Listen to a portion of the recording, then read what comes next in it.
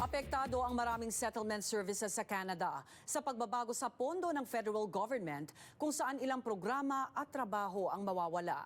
May report si Teresa Barrera.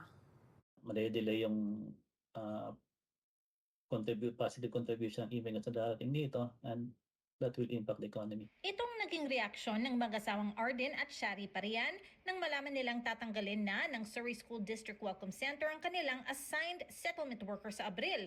Nang dumating daw kasi sila sa Canada noong 2021, marami silang tulong at libreng serbisyo na natanggap mula sa settlement programs na pinopondahan ng Immigration, Refugees and Citizenship Canada o IRCC. Kung paano maghanap ng job. Second, syempre yung saan ka lalapit kung meron kang problema, like kung meron kang may problema kami sa anak namin, like yung pag-enroll sa adult school, saan kami lalapit. Sa isang pahayag sa Omni News, sinabi ng Surrey Schools na nasa gitna ngayon ng restructuring ang newcomer services nila at nakabase ito sa pondo na matatanggap mula sa IRCC, pero hindi nag-iisa ang Surrey Schools sa mga lugar na nakakita ng pagbabago sa kanilang IRCC-funded settlement programs.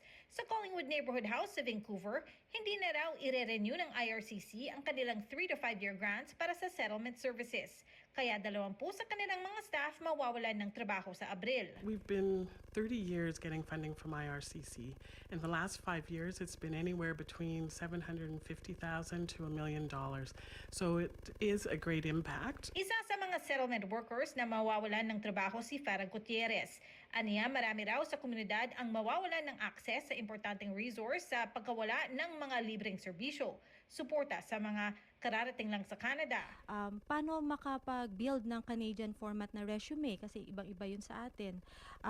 Paano maghanap? Paano talaga saan hahanapin ang legitimate job sa Canada? Ano pa ba?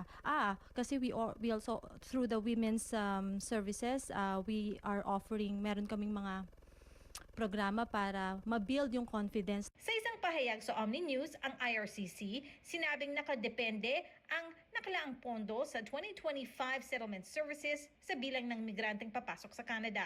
Dahil daw inaasang mas mababa ito sa susunod na 2 taon, mas mababa rin ang kanilang inilaang resources. Sana mabigyan ulit ng pansin, masilip ulit itong ang aming community dahil malaki ang mawawala sa community, hindi na siya it wouldn't be the same. Teresa Barrera, Omni News, Vancouver.